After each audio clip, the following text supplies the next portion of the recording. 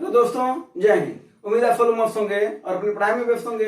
आज आप सभी को CIS सब ट्रेड्समैन का पेपर फॉलो करवाएंगे मैथ का, ठीक है ना। 20 क्वेश्चन है इसमें और आपको बता दें कि 2019 का पेपर है, लेकिन ये हुआ था 21 मार्च 2021 में हुआ था। 2019 की भर्ती थी, 21 में हुआ था, ठीक है ना।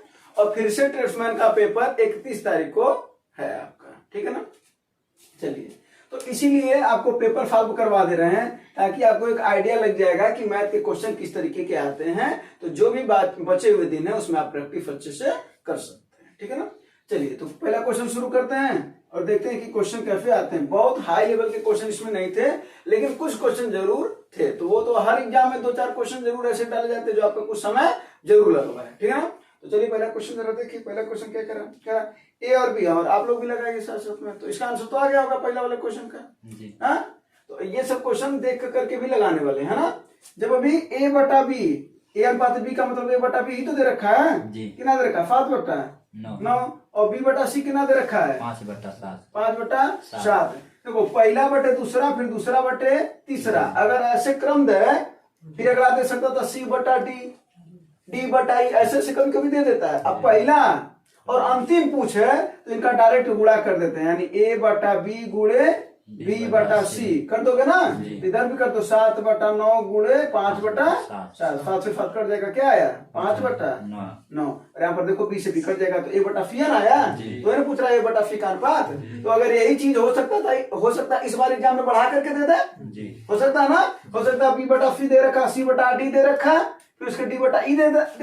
तो क्या करना, सबका गुणा करते हुए चले जाना। पहला बटे अंतिम जब भी पूछेगा तो ऐसे ही लगाना। और वो अक्सर करके जब ऐसे 3-4 दे देता तो पहला बटा अंतिम ही पूछता है, ठीक है ना। तो उसको गुणा करते हुए चले जाना। समझ में आया होगा?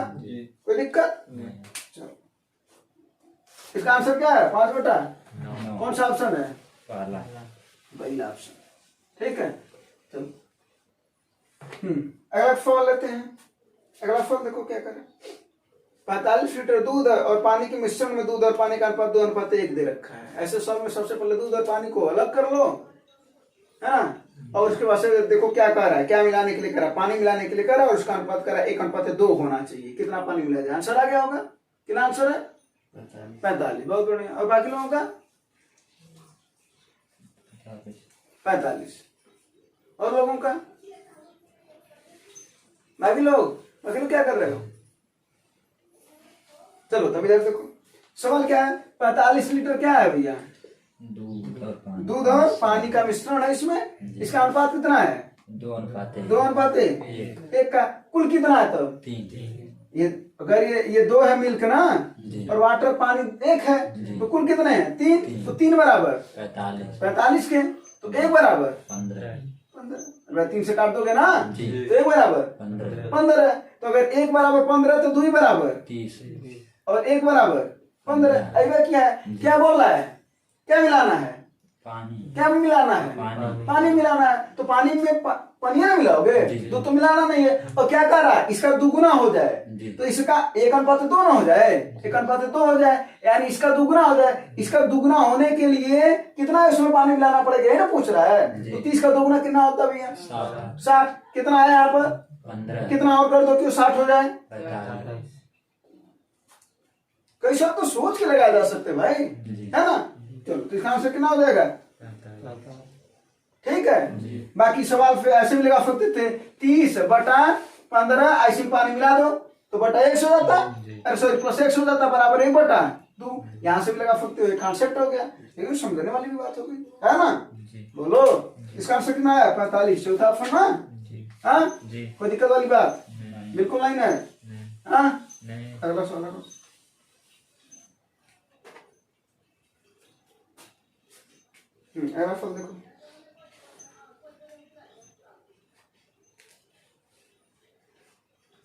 कितना आंसर है? 90। किलो का 90। और लोगों का? तीसरा सवाल कह रहा 1 के 4 विषयों में औसत अंक कितने थे? 91 थे। औसत अंक कितना था? 91। कितने का? 4 का। कह रहा 2 के सिर्फ 2 विषय, यानी 2 विषय और आए, उनका कितना था? 176 176, है ना। तो कह रहा है सभी विषयों में उसके अंकों का औसत ज्ञात करिए, यानी या एक तो ये तरीका है 4 गुणे 91 कर दो प्लस 176 अब बटा 100, यानी 4 गुणे 91, ये 4 विषयों का नंबर हो जाएगा प्लस ये 2 विषय का नंबर 176 आप बटा क्या कर देंगे 6, क्योंकि 4 और 2 विषय 6 हो गया ना, जो आएगा वही क्या हो जाएगा तुम्हारा औसत हो जाएगा। बोलो, एक तो ये तरीका हुआ, इसको फॉलो करते हैं, कितना हो जाएगा 4 का 9 4 9 36 और 176 बटा 6, 6 4 2 6 5 6 13 14 है ना, 3 1 4 1 5 540 है ना, बटा 6 9 90। ये तो तरीका हो गया।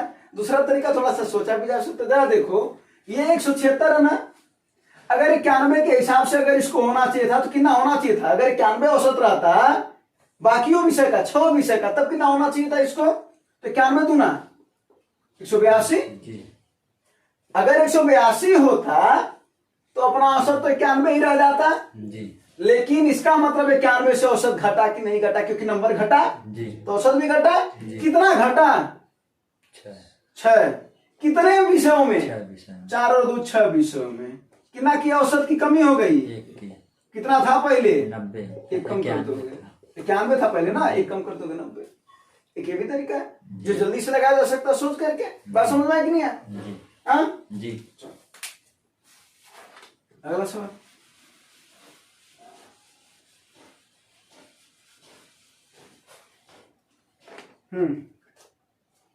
अगला इसका आंसर आ गया ना।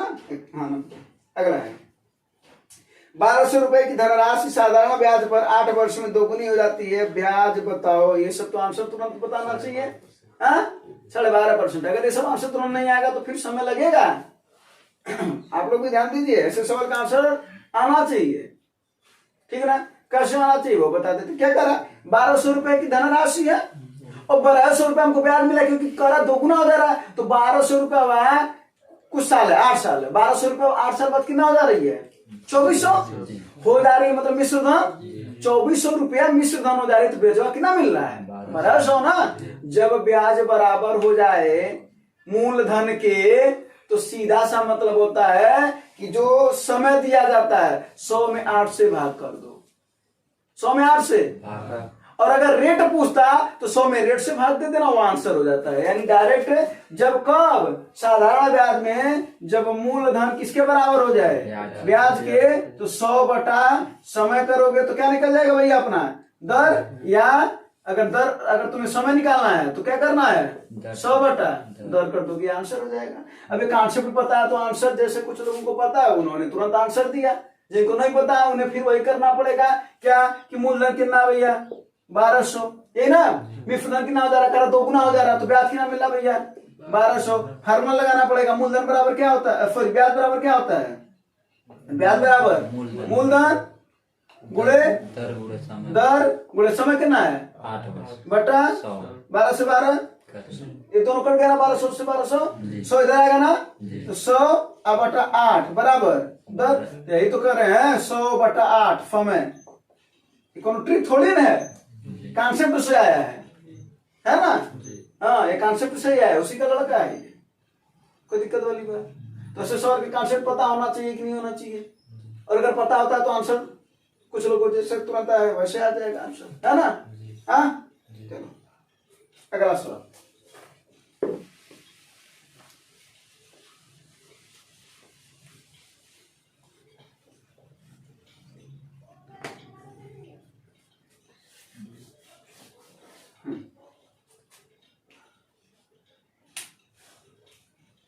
अगला बताओ। अगला सवाल देखो, पहले तो कुछ समझ लेना चाहिए सवाल को। 89.8। अब देखो कैसे समझ लेना चाहिए वो देखो। 20 लड़कों का औसत समूह कितना है, 20 लड़कों का जो वजन है कितना है, 20 का वजन कितना बताओ 89.4 है ना। हाँ, 89.4 है। एक बार बताओ क्या हुआ है, 87 के बजाय क्या लिखा गया है 78। एक बात बताओ, लिखना चाहिए था 87, लिखा क्या गया 78। गलती हुआ जी। कैसी गलती हुआ, कम कर ये कम कर दिया, जबकि होना चाहिए था क्या हमारा रियलिटी में, रियलिटी में 87 था तो बढ़ाना चाहिए था ना हमारा, लेकिन इसने क्या किया कम कर तो हमारा औसत भी क्या होगा, इंक्रीज करेगा। जी। बोलो हाँ या नहीं, जी। नहीं समझ में आया बात। अरे भाई 78 लिख दिया वो, ये तो गलती किया, 78 ना लिखा होता 87 लिखा होता तो अपना औसत क्या होता, बढ़ता बढ़ता ना। इसका मतलब 89.4 से ज्यादा होगा, इस बात की तो गारंटी है। हाँ ऑप्शन देखो, पहला 88 है, गलत है। 89.25 है, अरे खुद 89.4 से कम है, दो बात तो खुद कम है, दो ऑप्शन तो अपने आप छट गए, मतलब 89.55 और 89.85 है ना। अब 89.4 अब देख लेते हैं कितने की कमी हुआ है, कितने का कमी हुआ है 9। हाँ अरे भाई 78 लिखा दिया ना, तो 9 अपना कम हुआ है, कितने लोगों में 20 लोगों 20 लोगों में, है ना। तो इसका कितना आ जाएगा आंसर, 0.45 है ना। जी। अरे भाई 0 लगा जाएगा तो 0.9 हो जाएगा, 0.9 बटा 2 0.45 है ना। 0.45 की क्या हो गई भैया, बढ़ोतरी हो गई, तो 0.45 इसमें जोड़ लोगे तो 4 4 8 0.85 यानी 89.85। इसका आंसर हो जाएगा 89.85। किन लोगों को समझ में, कोई दिक्कत वाली बात तो नहीं है, समझ में आना। तो ये सब ध्यान देना चाहिए, तो सवाल थोड़ा जल्दी आएंगे। कहा जाता ना, ये बोलो ना कि कॉन्सेप्ट तो पता हो जाए और वही क्लियर हो जाए तो सवाल जल्दी लग जाएंगे, है ना।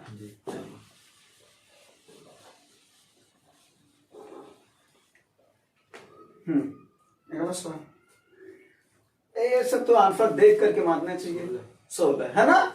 क्या इस सवाल में क्या बताते कॉन्सेप्ट, पहली संख्या गुणे भैया दूसरी संख्या बराबर, पहली संख्या कितनी है 24, दूसरी का पता नहीं है, अभी पता हो जाएगा। लौसक कितना है 48, मौसम 8, 24 दूना 48, 8 दूना 16, क्या आंसर है, 16 कोई दिक्कत वाली बात, नहीं, कौन सा ऑप्शन चौथा, यही ना। हाँ एक बात तो समझ में आ रहा होगा कि जो आया था ट्रेडमैन का पेपर, अब आप ये सोचेंगे कि ट्रेडमैन का पेपर इससे हाई लेवल का आएगा। देखो हाई लेवल में क्या होता है, जो हमें नहीं आता वो हाई लेवल, सीधी सी बात है। अब जो आ रहा हो कितना भी बड़ा सवाल है वो हाई लेवल नहीं है हमारे लिए। अच्छा उसमें भी अगर बहुत बड़ा सवाल है और हम लगा रहे हो और समय ज्यादा लग रहा हो तो वो भी हमारे लिए हाई लेवल है, क्योंकि समय वहां पर कम है। यहाँ प्रैक्टिस करते हो तो समय ज्यादा है, जो घर पर हम आप कर रहे हैं, लेकिन वहां समय कम पड़ जाएगा। तो हमको वो सीखना कि वो सवाल जल्दी से भी जल्दी कैसे लग पाए, है ना। चलो अगला सवाल देखो। तो इस बार भी सीएसएफ का जो पेपर होगा ट्रिफ्मैन का वो इसी लेवल का लगभग होगा, ठीक है। हाँ चलो, हाँ तो कह रहा है वर्ग की भुजा की लंबाई ज्ञात करें जिसका क्षेत्रफल उसके आयत के बराबर है। माने किसका क्षेत्रफल, वर्ग का, वर्ग का क्षेत्रफल किसके बराबर है, आयत के क्षेत्रफल के बराबर। पहला कॉन्सेप्ट ये कर रहा है जी, आंसर आ गया होगा, बड़ी अच्छी बात है। तो वर्ग का क्षेत्रफल आयत के क्षेत्रफल के बराबर है। आयत का क्षेत्रफल होता है क्या भैया, लंबाई गुणे वर्ग का क्षेत्रफल क्या होता है, भुजा का स्क्वायर।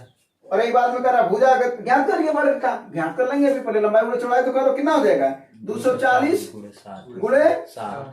अब इसमें तुम लोग क्या करने लगते हो गुणा करने, है ना।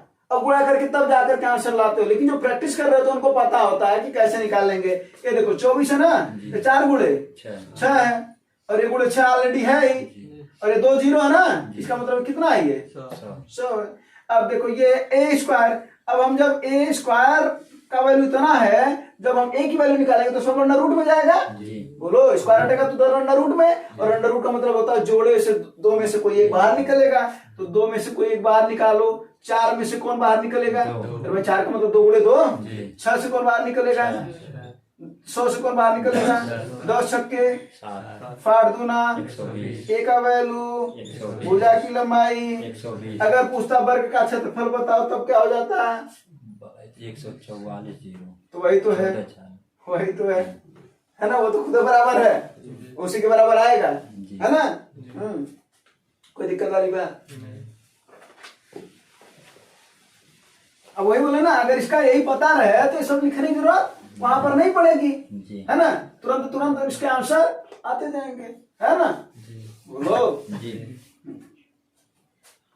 अगला फोन पुरुष और महिला वाला।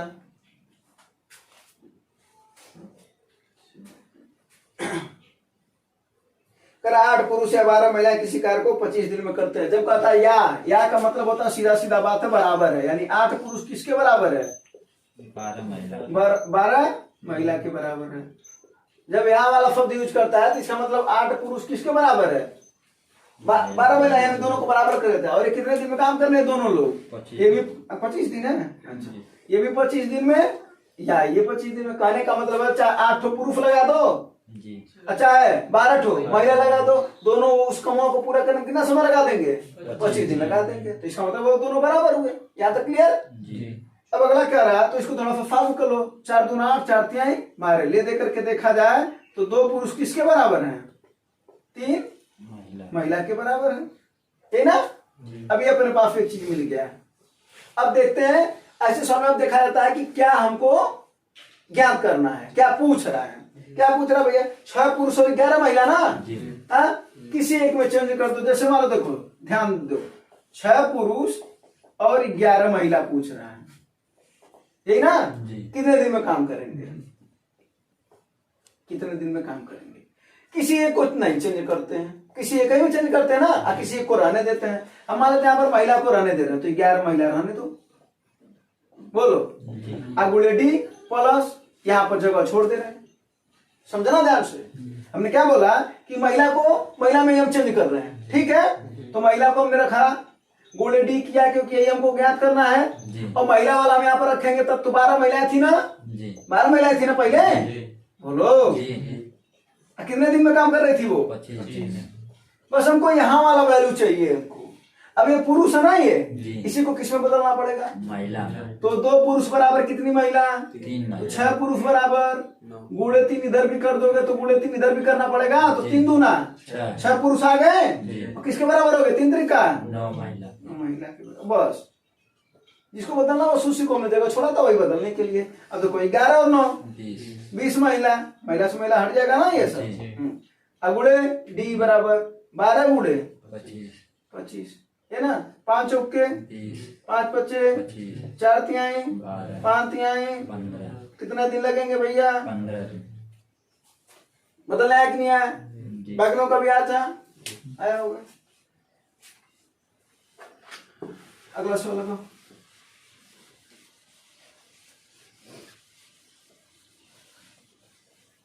ये वाला सवाल कुछ ठीक सवाल है ना।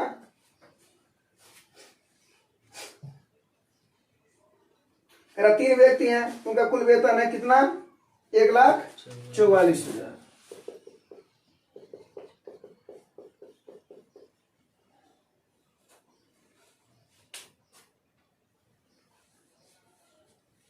देखो, जिस अनुपात में हम बचत करते हैं या जिस अनुपात में हम खर्च करते हैं उसी अनुपात में हमारा पैसा भी होता है। भाई कहा जाता ना, केरे जितना कमाओगे उतना ना खर्च करोगे। हाँ, कहा जाता ना, इसका मतलब ही होता है। वो हम लोगों का गांव में भी कहा जाता ना कि जितना कमाओगे उतना ना खर्च करोगे। तो वही इसका मतलब होता है इसमें कि उसी की रेशियो के बराबर होता है, वही ध्यान देना है, ठीक है ना। अब देखो इसमें क्या दे रखा है कि उसका अनुपात दे रखा है, सॉरी उनका वेतन दे रखा है 1,44,000 भैया। कौन दिक्कत करा है? वे क्रमशः 80, 85 और 75% व्यय करते हैं। तो व्यय अगर 80 कर रहा है ए, तो कितना बचा रहा है पहले बताओ? 20%। बी कितना बचा रहा है? 15%। 80 कितना बचा रहा है? 25%। है ना जी। तो इसका रेशियो निकाल लिया जाए तो क्या आ जाएगा? इनका रेशियो आ जाएगा, कितना आ जाएगा? ये देखो परसेंटेज से परसेंटेज हट जाता है। 5 चौके 5 तिहाई 5 पच्चे 25। कितना आ जाएगा रेशियो इनका? 4 3 और 5 का ABC का है। ये किसका रेशियो है? ये ना किस चीज का रेशियो है? बचत का है, खर्च का है, किसका है ये? देख लो ध्यान से, बचत का। व्यय तो दे रखा था, तो हम क्या निकाले थे? ये बचत। ये ना उसी का फिर वो अनुपात दे रखा है, उसी का ये अनुपात दे रखा है। मान लेते हैं अगर इस समय ये A का है और ये बी का है और ये सी का है, यही ना। तो इसका अनुपात कितना दे रखा है 8, कितना दे रखा है 8 अनुपाते 9 अनुपाते 20, यही ना। अगर हम इसको मान लें तो ये अलग अलग करता तो ये 8 के हो सकता है, ये 9 के हो सकता है और ये 20 के हो सकता है। यानी 4 एक किसके बराबर है 8 के तो 4 ए बराबर 8 के। वैसे ही 3b बराबर 9 के और 5c बराबर 20 के। 4 दूना 3 त्रिका 5 चौके, यानी ए का वैल्यू कितना है या कितना आया 2 के, ये कितना आया और ये कितना आया 4। यानी ले दे करके अगर एक्चुअल में देखा जाए तो उनका जो बचत का अनुपात है वो 2:3:4 के था, है ना। और अभी बोले हैं शुरुआत में ही कि हमारा जो बचत का अनुपात होता है उतने ही पैसा कमाते, उसी हिसाब से हम खर्च भी करते हैं और उसी हिसाब से हम बचाते भी हैं, एक रेशियो चलता है। तो इसका मतलब क्या हो जाएगा 2 3 5 4 तो 9 के बराबर 1,44,000, ये ना हुआ। ABC का बराबर योग दे रखा है तो 9 के बराबर 1,44,000 तो 1 के बराबर यानी के का वैल्यू कितना आ जाएगा 9 से काटो इसको, कितना हो जाएगा 9 1 9 और 6 बचा 5 बचा 9 6 के 54, ये ना। यानी के का वैल्यू कितना आ गया 16,000। और क्या पूछ रहा है, किसका पूछ रहा है सी का वेतन, तो सी का किस हिसाब से वेतन 4 के तो 16 चौके 64,000। सी का वेतन कितना हो जाएगा 64। कोई दिक्कत वाली बात, सवाल ये वाला ठीक ठाक था, हाँ समझ में आया कि नहीं आया। तो क्या करना होता है, पहले जो खर्च कर रहा था खर्च को हम निकाल दिए, बचत पर जो दे रखा है उसी पर हम कन्फ्रंटेट करेंगे। बचत दे रखा था ना तो हमने बचत निकाल लिया परसेंटेज में, फिर इसका रेशियो निकाल लिया और वही जो था बचत वो किस अनुपात में दे रखा था 8 9 और 10 के, हाँ। यानी 4 ए कहीं कहीं बराबर 8 के था, 4 ए बराबर 8 के, 3 भी किसके बराबर था 9 के और 5 किसके बराबर था 20 के। तो हमने ABC का वैल्यू निकाल लिया यहाँ से, तो ABC का वैल्यू कितना आया 2 के 3 के और 4 के, उन्हीं का दे रखा है कितना 1,44,000, यही ना। वही हमने कर दिया, तीनों का योग 1,44,000 के बराबर था। तो एक का वैल्यू ज्ञात कर लेने, के का वैल्यू ज्ञात हो गया, के का वैल्यू 16,000, जिसका पूछे उसका बता सकते थे। अगर ए का पूछता तब कितना हो जाता 16 दूना 32,000, अगर बी का पूछता तो 16 क्या है ना जी। अगर अंतर पूछता ए और सी का अंतर कितना होगा तब कितना हो जाता 4 और 2 का अंतर कितना होता है 2, कितना हो जाता 16 दूना 32,000, यही ना।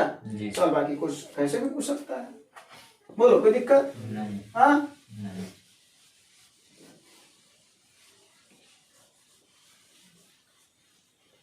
हाँ अगला फल देखो करा 2 पाइप पृथक रूप से एक टंकी को क्रमशः 20 मिनट और 40 मिनट में भर रहे हैं, ठीक ना। करा और एक अपशिष्ट पाइप 35 गैलन प्रति मिनट की दर से पानी निकालता है। यानी वो एक निकाल रहा है और 2 क्या कर रहे हैं भर रहे हैं, 2 क्या कर रहे हैं भर रहे हैं और 1 निकाल रहा है। अब 2 भर रहे हैं तो 1 को निकालने में समय तो लगेगा ही लगेगा, जाहिर सी बात है, ज्यादा समय लगेगा ना उसे। चलो कह रहा है यदि तीनों पाइप खोले जाते हैं तो टंकी 1 घंटे में भर जाती है, यही ना।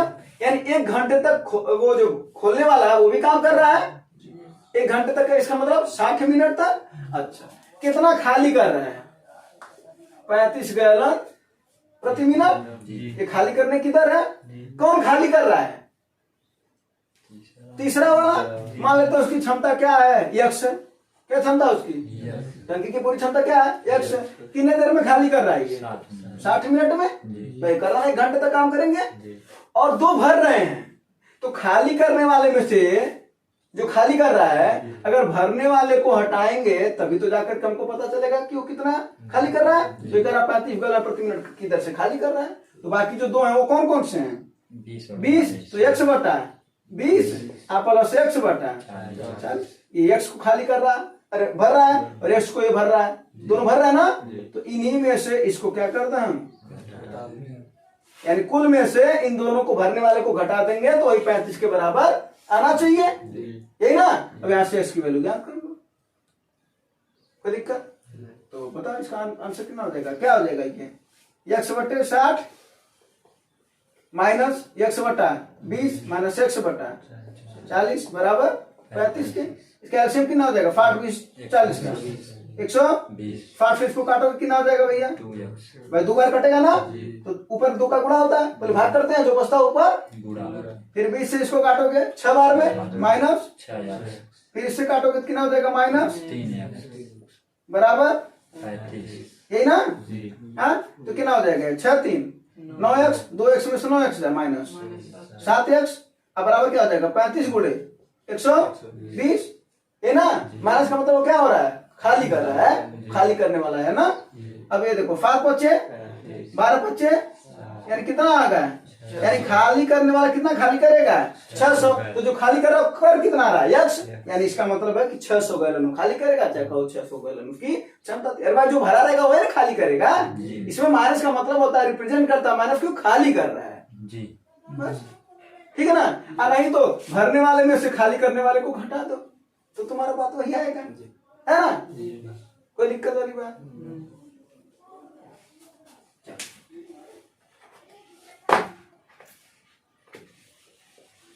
तो ऐसे सवाल को ध्यान देना, ठीक है?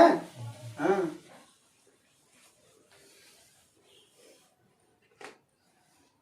अगला देखो, एक वृत्ताकार सड़क पर एक वृत्ताकार मैदान की चारों तरफ बनी हुई है। अच्छा, एक वृत्ताकार मैदान है, वृत्ताकार क्या है भैया? एक इसके चारों तरफ क्या बना हुआ है? एक ठो ये सड़क है, ठीक है? ये सड़क है, तो क्या कर रहा है? मैदान की त्रिज्या 7 मीटर है, यानी ये मैदान है ना, इसकी त्रिज्या कितनी है? 7 मीटर है, यही ना? इसको मान लेते हैं छोटा आर, और बड़े वाले को मान लेते हैं, यानी यहां से लेकर के यहां तक ये क्या मान लेते हैं? बड़ा ना। कोई दिक्कत? भाई 2 वृत्त है ना इसमें, एक अंदर वाला और एक बाहर वाला, बोलो कोई दिक्कत? तो बाहर की त्रिज्या बड़का आर मान लेते हैं, छोटा का छोटा आर, और यहाँ पर बड़ा आर का नहीं पता, लेकिन छोटा आर की वैल्यू पता है 7 मीटर, यही ना भैया? कोई दिक्कत यहाँ तक? गलती से भी चित्र समझ में आ रहा ना? अब क्या बोला? उनकी परिधियों का, यानी बाहरी वृत्त और आंतरिक वृत्त की परिधियों का अंतर 44 है। वृत्त की परिधि कितनी होती है भैया? 2 पाई आर, यही ना? तो उनकी परिधियों का अंतर, यानी बड़ा का परिधि क्या हो जाएगा? 2 पाई कैपिटल आर, और अंतर माने घटाना, और 2 पाई छोटा है। भाई बड़े में से छोटे को परिधि का अंतर ले रहे हैं, किसके बराबर हो रहा है? दे रखा है 44। क्या कॉमन है यहाँ से? 2 पाई आर माइनस स्मॉल आर का वैल्यू कितना है? बराबर, तो पाई की वैल्यू कितनी होती है? रख दो यहाँ पर, तो 2 गुणे 22 बटा 22 दूना 44 से 44 कट गया, क्या हो जाएगा? आर माइनस 7 बराबर 7। 7 इधर भाग कर रहा तो उधर गुणा करेगा, तो 7 उधर जाएगा, तो आर बराबर 14 मीटर, यही ना? यानी इसका त्रिज्या जो था बाहरी वाले वृत्त का, जो सड़क बनना था, उसका त्रिज्या कितना आया? 14 मीटर। कितना आया? अब क्या पूछ रहा है? क्या पूछ रहा है? फलक का क्षेत्रफल बताओ, मात्र इसका क्षेत्रफल बताना फलक का। कैसे पता चलेगा? बड़े वाले क्षेत्रफल में से अगर ये वाला गायब हो जाता तो हमको पता चल जाता कि नहीं पता चल जाता? हाँ, अभी का क्षेत्रफल होता क्या है? पाई आर होता ना वृत्त का क्षेत्रफल? बोलो जी। तो क्या कर दोगे भैया?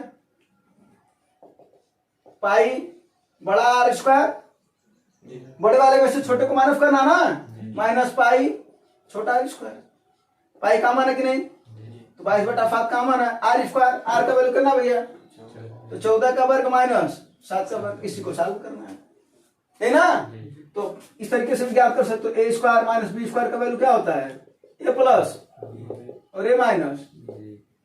बाकी देखो कैलकुलेशन है, सवाल समझ में आना चाहिए, ठीक ना? अभी जल्दी में एक बार रिवीजन भी कर दे रहे हैं। तो क्या हो जाएगा? ये एक बार क्या हो जाएगा? 22 बटा 7 गुणे 14 7, 14 में 7 जाए, 7 से 7 कट जाएगा, 22 और गुणे 21 करना, तो 21 का 21 में वर्ग कर दो, 441 आएगा। 441 में 21 जोड़ दो, 462, ठीक ना? 462 क्या वर्ग मीटर, यही ना? एंड रास्ते का क्षेत्रफल कितना है? कभी कभी क्या देता है? 1 वर्ग मीटर का रुपया अगर 5 रुपया प्रति वर्ग मीटर खर्च हो रहा है, क्या बोल रहा है सवाल? कि बाद में यहाँ पर ये ना पूछे कि सड़क का क्षेत्रफल कितना होगा। वो ये पूछता है कि अगर सड़क बनाने में 1 वर्ग मीटर का लागत 5 रुपया आ रहा है तो बताओ कितना रुपया खर्च होगा। तो अंतिमा में इसी से क्या कर देंगे 5 में, पूरा कर क्योंकि कितना एरिया है अपने पास 462, तो 1 का 5 रुपया, तो इतने का गुणे 5। कभी कभी रुपया पूछ देता है तो बता लोगे ना। सर को जल्दी से समराइज कर देते हैं। एक रास्ता था, एक अपना मैदान था, समझ लो वृत्ताकार, मान लो कहीं खेल रहे हो, वो वृत्ताकार मैदान था, उसके चारों तरफ रास्ता बना, ट्रैक बना, क्या बना, ट्रैक बना। एक अंदर की त्रिज्या है और एक बाहर की त्रिज्या है ना। अंदर का त्रिज्या दे रखा था 7 सेंटीमीटर, सारा मैदान का त्रिज्या 7 सेंटीमीटर, ये वाला दे रखा था, बाहर वाला हमको पता नहीं था, लेकिन उनकी परिधियों का अंतर दे रखा था। परिधि कितना होता, 2 पाई आर होता, तो 2 पाई आर बड़ा वाला परिधि माइनस छोटा वाला परिधि, यही ना। उसका अंतर कितना दे रखा था 44। यहां से हमने सॉल्व किया, 2 पाई को कॉमन लेकर के सॉल्व किया, तो आर की वैल्यू कितनी आ गई, आर का वैल्यू 14 मीटर, यानी बड़ा वाला कितना है त्रिज्या 14 मीटर आया ना। अब हमको क्या ज्ञात करना है, करा इसका क्षेत्रफल क्या ज्ञात करना है।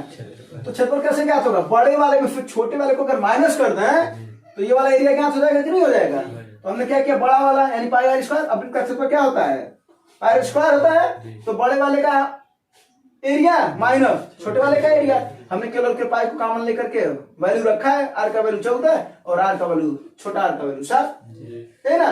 रख करके सॉल्व किया, 462 आया, कोई दिक्कत। यही से हमने बोला कि एक सवाल और बना सकता है, वो क्या कि यदि 1 वर्ग मीटर का लागत 5 रुपया है तो बताओ ठेकेदार को बनाने में कितना समय लगेगा, है ना। तो कितना समय लग जाएगा, 462 गुणे 5 रुपये आगे पूछा, यही ना। कोई दिक्कत वाली बात, हाँ रफा देखा था, मिटा दो इसे, नहीं समझ में।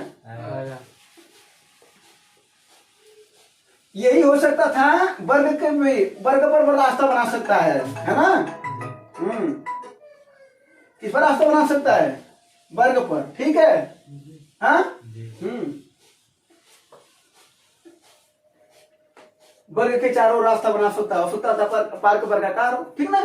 चलो अगला सवाल देखो, अगला फल लगाओ, अच्छा सवाल है। 12 रुपये प्रति दर्जन की दर से खरीदा और उतने ही आम, फिर उसने 10 रुपये प्रति दर्जन की दर से खरीदा, तो 13 और इन आमों को 13 रुपये प्रति दर्जन की दर से बेच दिया। 160 रुपए का लाभ कमाया, उसके द्वारा खरीदे गए आमों की संख्या कुल कितनी थी। ये अच्छा सवाल है, ये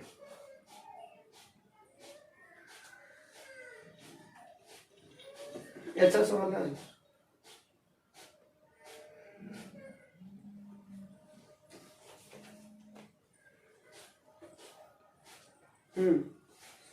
बता, हाँ नहीं आ रहा समझ में, नहीं आ रहा समझ में। देखो आसान सवाल है, ऐसे देखो। अच्छा एक बात बताओ, कर रहा है 12 रुपये प्रति दर्जन, कितना 80, बहुत बढ़िया। एक लोग का आ गया, बाकी लोग का चलो इधर देखो, तो बाकी लोग इधर देखो। अगर हम तुमसे कहें कि भाई इधर तो देख लो, अगर हम तुमसे कहें कर रहा है कि कुछ हम 12 रुपये प्रति दर्जन की दर से खरीदा है, वो यानी 1 दर्जन का दाम कितना, तो 2 दर्जन का, 3 दर्जन का गुणा करते जा रहे हो, यही ना। तो हम ये मान लेते हैं कि जो आम है वो कितने हैं, जो पहला वाला आम वो कितना है, यक्स कितना है, और कितना रुपया दर्जन की खरीद रहा है 12 रुपया, तो इसका कुल दाम कितना हो जाएगा 12x, बोलो। यानी इसका क्रम मूल्य कितना आ गया 12x। दूसरा वाला कर उतने ही आम माने x, यही ना। फिर उसे कितना खरीदा 10 रुपया प्रति दर्जन के हिसाब से, क्या कितना हो जाएगा, ये विक्रय मूल्य है उसका। नहीं बात समझे क्या, अरे भाई जितना रुपए खरीदोगे, जितने आप खरीदोगे उसी के हिसाब से रुपया लगता है। अभी बोला ना कि 12 रुपया दर्जन है, अगर 1 दर्जन का दाम 12 रुपया, तो 2 दर्जन का 3 का गुणा करते जा रहा ना। तो वही हम बोल रहे हैं, 100 आम खरीदे हैं, 100 गुणे 12x क्रय मूल्य का, 100 गुणे 10x क्रय मूल्य का, कोई दिक्कत। अब इन दोनों आमों को लाया घर, अब उसके बाद फिर सुबह को लाया खरीद करके वहां से घर, अब शाम को ले जा रहा वो बेचने, ठीक है ना। जब बेचने ले गया तो क्या किया, वो 13 रुपए के हिसाब से बेचा। उसके पास कितना हो गया है, यक्स और यक्स मिलाकर के, ये बात किन लोगों को समझ में है। अरे भाई पहले यक्स हुआ था, अब फिर यक्स था। ऐसे सब लोग अगर 1 किलो खरीदा होता और यहाँ पर 1 किलो और तो 2 किलो होता कि नहीं होता उसके पास, तो वही यक्स था, यक्स था, 2x हो गया। इसको कितने में बेच रहा है?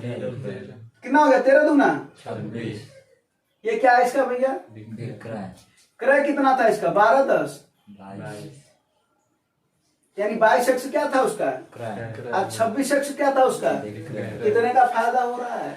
4 बातें समझ में आए कि नहीं? यानी 4x का फायदा हो रहा है और 4x ही किसके बराबर है? 160 रुपए 160 रुपए का लाभ कमाया।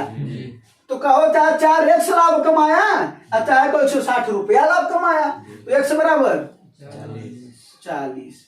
x की वैल्यू कितनी है? 40 यानी 40 दर्जन खरीदा होगा। लेकिन ये x की वैल्यू है ना, एक x का ना, लेकिन उसने कितना x खरीदा है? 2x खरीदा है। कितना खरीदा है? अरे भाई x एक दुकान से फिर दूसरे के दुकान से फिर x खरीदा, यहाँ से 10 रुपया का मिला, यहाँ पर 12 के हिसाब से मिला, तो 2x खरीदा ना। कितना हो जाएगा? 2x की वैल्यू 80 दर्जन। यानी पता चल गया अपने को कितना दर्जन खरीदा है। यानी आमुक संख्या कितनी थी? 80। नहीं समझ में आ गया? कोई दिक्कत वाली बात नहीं।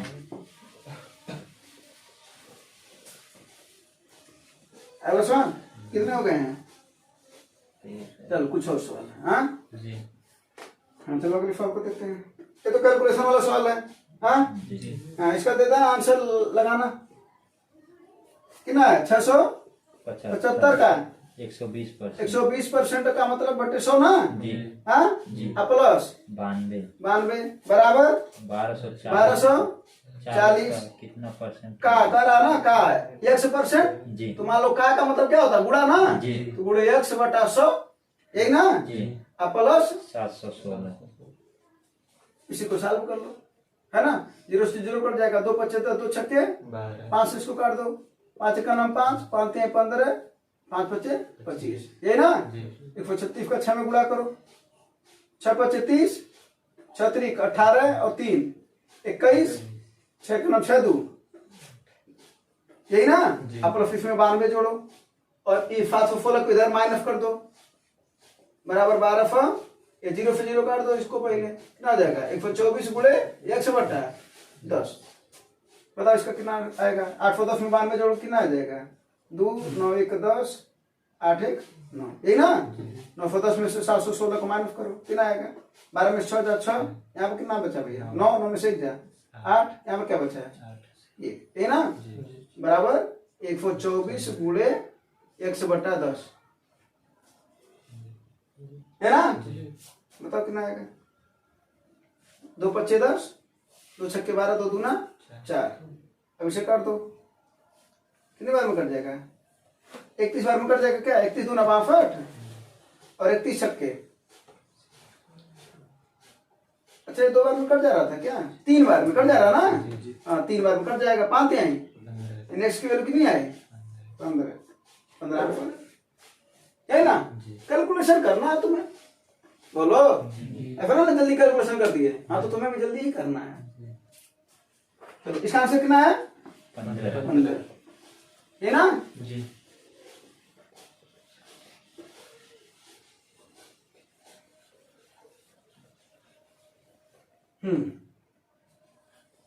अगला सवाल कर आप अलका और पलक की आयु का अनुपात कितना है? 7:5 है। उनकी आयु का कितना है भैया? 36 है। 9 वर्ष बाद कर आयु का अनुपात कितना हो जाएगा? ये तो लगा सकते हैं तुरंत, है ना। 7 और 5 का अनुपात है, योग कितना है? 36 है। इसका मतलब है 7 और 5 बराबर 12 यही ना। अरे भाई इन्हीं का योग ना, अलका और ये पलक है, तो अलका और पलक का योग का अनुपात कितना है? 7 5 12 बराबर 1 बराबर 3 यही ना। इसका कितना हो जाएगा? 7 3 और इसका कितना हो जाएगा? यही कह रहा है 9 साल बाद, 9 साल यानी आज अलका कितनी की है? 21 तो 9 साल बाद कितनी हो जाएगी? 30 साल की हो जाएगी। हाँ और ये पलक कितनी की है? 15। 9 साल बाद कितनी की हो जाएगी?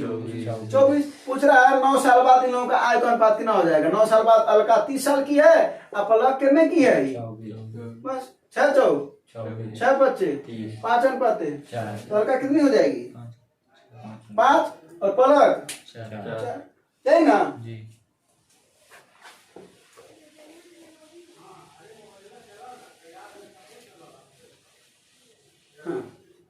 अगला लगा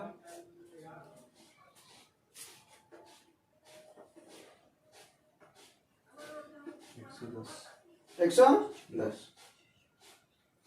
देखो ऐसे वाले फॉल में तुम लोग क्या करते हो, पहले वहां से क्या निकालोगे, 4 निकालोगे, फिर उसके बाद से क्या निकालते हो, तब जाकर के इसमें पहले ये देखा जाता है कि क्या ज्ञात करना, क्या ज्ञात करना बताओ, दूरी, क्या ज्ञात करना है, हाँ, अब दूरी बराबर क्या होता है, 4 गुणे समय, ये ना, बोलो, तो 4 पहले, अब देखो पहले 4 निकालोगे तो 4 कितना हो जाएगा, 4 बराबर क्या होता है, दूरी बटा समय, दूरी कितना है, पहले वाली बतिया दूरी 2 समय, समय कितना पहले, अब बताओ समय कितना है, 4 बस 1 रन का सवाल है ना, या तो पहले 4 निकालो तब जाकर के इसमें रखो, नहीं तो तुरंत कर लो वही काम, है ना, तो बस इसको काटोगे कितनी बार में कट जाएगा, 25 बार में, 25 का इसमें गुणा कर दो, 25 चौके 100 के 0, 25 चौके 100 और 10 110, एक अंक पर 0 लगा दो, सॉरी दशमलव लगा दो, 110 किलोमीटर, है ना, बोलो कोई दिक्कत, हाँ, अगला फल लगाओ,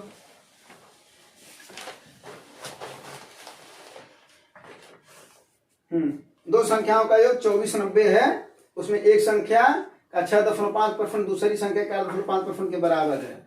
कभी भी ऐसा जब देता है तो दशमलव हटा देना चाहिए, एक अंक पर है ना दशमलव हटा देना चाहिए, दशमलव का मतलब कुछ है ही नहीं, और परसेंटेज भी हटा देना चाहिए। अगर एक संख्या x और दूसरी y है तो सीधा सीधा कर एक संख्या का 6.5 यानी x का 6.5 बराबर y के 8.5, वही जो बोले हैं परसेंट है ना, परसेंट को परसेंट से गायब कर दो, दशमलव को दशमलव से गायब कर दो, क्योंकि एक अंक को दशमलव, सीधी सी बात है, ये दे रखा था 65 x बराबर 85 y दे रखा था, सीधी सी बात है, ये ना, बस इसको काट दो, 5 3 65, 5 17 में इतना, तो y को इधर कर दो क्या हो जाएगा, x बटा y बराबर 17/13, यानी इसका अनुपात कितना आ गया, 17/13, यही ना, अब वही करा, ये 17 का अनुपात में और ये किसका अनुपात में है, 13 का अनुपात, समझ में आओ क्या बोले हैं कि परसेंटेज को हटा देना चाहिए, दशमलव को एक अंक पर हटा दो, हट गया ना, तो सीधी सी बात है 65 x बराबर आ गया 85 भाई, क्या हो जाएगा 17 और 13 का अनुपात आ गया। अब अगर इन्हीं का योग किसके बराबर है, 2490 के बराबर, यानी 17 और 30 का योग कितना हो जाएगा, 17 और 30 का योग 30 बराबर 2490, यही ना, तो एक का वैल्यू ज्ञात कर लो, कितना हो जाएगा 2490 बटा 30, 0 0 कट जाएगा, 3 8 24, 3 3 9, यानी एक का वैल्यू कितना आ गया, किसका वैल्यू पूछ रहा है, दोनों संख्या पूछ रहा है, तो देख लो कहीं इकाई अंक से काम बन जाएगा क्या, नहीं गुणा करना पड़ेगा, कोई बात नहीं है, तो 83 का किसमें गुणा कर दो, 17 गुणे 83, और एक क्या हो जाएगा 13 गुणे 83, है ना, 3 3 9 7 3 21, एक और 9 वाला होगा, लेकिन 2 है ना, तो एक गुणा करना ही पड़ेगा, एक गुणा कर लो, है ना, कितना आएगा 17 गुणे 83 कितना है 1400, 17 गुणे 83 1411 जी, अच्छा है ऑप्शन में ना, अच्छा पहला वाला है, ठीक है, 1411, और इसका कितना आया होगा 10 79, है ना, सॉल्व समझ में, बाकी तो पूरा करना है ना, मिटा ना,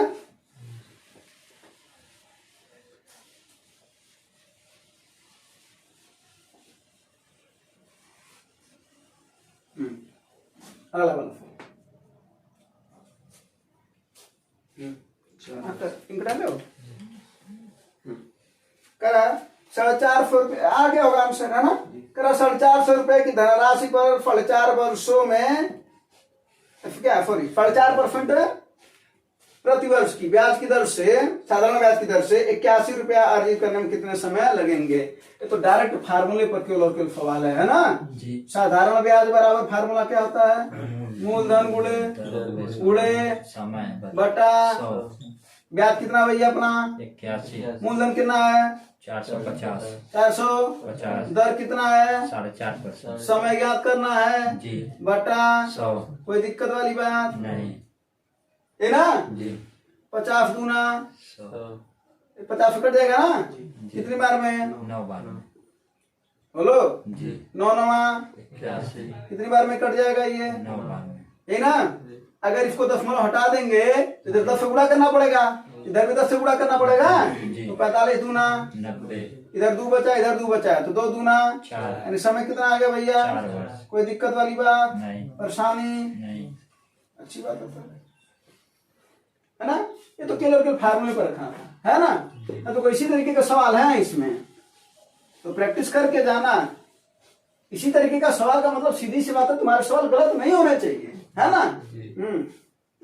तो लोग अगले फल पर आ जाते हैं। कर आयत का परिमाप 76 है और क्षेत्रफल 360 है, तो उसकी छोटी भुजा की लंबाई बताओ। आयत का क्षेत्रफल क्या होता है? लंबाई गुणे चौड़ाई, ठीक ना? यानी लंबाई और क्षेत्रफल कितना दे रखा है? 300, यानी लंबाई गुणे चौड़ाई। हाँ ठीक है। परिमाप आयत का परिमाप कितना होता है भैया? 4 गुणा भुजा। परिमाप आयत का 4 गुणे भुजा नहीं होता, वर्ग का होता है। 2 गुणे लंबाई प्लस चौड़ाई आयत का होता है ना? वर्ग का होता है 4 गुणे भुजा। परिमाप कितना दे रखा है? 76 बराबर 2 गुणे लंबाई धन 2 से इसको काट दो, कितनी बार में कट जाएगा? 38 बार में, यानी ये आ गया। एक अपने को मिल गया, उनका गुणनफल यानी लंबाई और चौड़ाई का गुणनफल कितना मिल गया? 360, और लंबाई और चौड़ाई का योगफल कितना मिल गया? 38। एक तो वो तरीका है सोचने वाला तरीका कि ऐसी कोई दो संख्या बताओ, ऐसी कोई दो संख्या बताओ जिनको जोड़ने पर कितना आ जाए? 38 और गुणा करने पर 360 आ जाए। बोलो। और नहीं समझ में आता तो ऑप्शन से देख लेना चाहिए। ऑप्शन से अगर कह रहा पहला ऑप्शन है 12, पहला ऑप्शन कितना है? 12। अगर हम पहला ऑप्शन रखें 12 है, छोटी भुजा अगर मान लेते हैं बी है, अगर ये 12 रखेंगे तो एल कितना होगा? अगर ये 12 रख दें तो एल कितना होगा? 38 में 12 माइनस करोगे कितना हो जाएगा? ये 26। अब 26 और 12 का गुणा करने पर 360 आएगा क्या? बिल्कुल नहीं आएगा, 0 आना चाहिए ना का अंक। इसका मतलब पहला ऑप्शन गलत है ना? फिर दूसरा रखो 20, तो छोटी भुजा का वैल्यू कितना रखते हैं? अगर 20 तो बड़ी भुजा कितनी आ रही है? 18, गलत है। बड़ी भुजा बोला ना, बड़ी भुजा बड़ी होनी चाहिए ना, यानी 20 नहीं रख सकते हम। तो अगले ऑप्शन पर चलना। अगला ऑप्शन क्या है? 18। अगर हम छोटी भुजा का वैल्यू रखा 18 तो बड़ी भुजा कितनी आएगी? 20। 20 और 18 को जोड़ने पर कितना आ रहा? और 20 और 18 का गुणा करने पर यानी 18 क्या है? सही है, यही ना? और ये दो ऑप्शन सोचे होते तो देखो 20 और 18 को जोड़ने पर 38 आ रहा है, गुणा करने पर 360 आ रहा है, छोटी भुजा 18 आ रही, आंसर हो गया है ना? अब सॉल्व करने बैठोगे तो फार्मूला लगाते रह जाओगे है ना? हाँ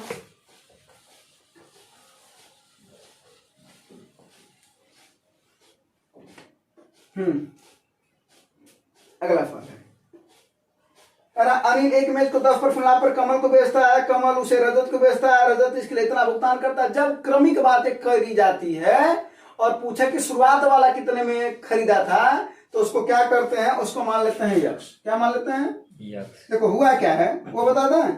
अनिल ने बेचा, किसे बताओ? किसे बेचा? कमल को। कितने % लाभ पर? 10%। कमल ने क्या किया? रजत को। किसको बेचा? रजत को। कितने पर? 12% के लाभ पर, है ना? और रजत ने खरीदा कितने में? 246.4। है ना?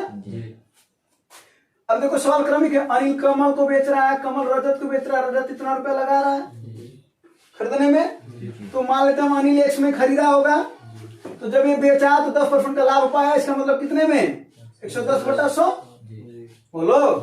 फिर ये अब किसके पास ये आ गया? कमल। अब ये किसके पास है? अब कमल ने क्या किया? उठा करके रजत को बेच दिया, तो कितना हो जाएगा? 112/100। 12% का लाभ ले रहा तो 112/100। अब ये किसके पास आ गया? और इसी के लिए रजत कितना भुगतान किया है? 4। ना? और 0 का कोई मतलब नहीं होता, दफनों के बाद उधर वाला है ना? इसी को सॉल्व करना सीखा, कट जाएगा ये कौन? ये 11 से कटेगा ना? देखो 0 0 पर काट दो, 11 से इसको काटो, कितना हो जाएगा? ये 11 दूना 22, कितना आएगा? 2, और फिर 11 दूना 22, 11 चौके 44। ये ना? और बोलो ये ना? और 112 कितनी बार में कट जाएगा? 2 बार में ना? हाँ, 0.2 बार में। नहीं समझ में आ रहा तो देखो इधर रुको, ये 10 है ना, इधर भाग है ना, उधर गुणा करवा दो, क्या हो जाएगा x बराबर, देखो क्या आ जाएगा x बराबर, पहले उधर जो है उसको लिख देते हैं 22.4 गुणे ये 10 बचा हुआ ना ऊपर जाएगा, अब 100 बचा हुआ ऊपर जाएगा, इधर क्या बचा हुआ मात्र 112, ठीक ना। ये 10 गुणा करेगा तो 10 हट जाएगा, तो 10 भी हट जाएगा, 112 दूना 224 कितना आया, 200 यानी कितना रुपया लगाया, 200 200 रुपया, यानी अनिल कितना रुपया लगाया था, 200 रुपया। कोई दिक्कत, कौन सा ऑप्शन है भैया, तीसरा है ना। हाँ? अब ये जो लास्ट सवाल है ये तुम लोगों को दे देते हैं होमवर्क, मतलब क्लास वर्क, ठीक है ना। इसको लगा करके बताओ, ये रुपया पैसा वाला सवाल है, ठीक है ना। तो इस सवाल का आंसर बता देना, कोई दिक्कत, परेशानी, समस्या, प्रॉब्लम, तो उम्मीद है बाकी सवाल समझ में आया होगा। इसका आंसर बता देना कमेंट में, ठीक है ना। और ये अच्छा वाला सवाल होता है, पैसे वाला सवाल अक्सर करके आता रहता है, ठीक है ना। धन्यवाद, जय हिंद।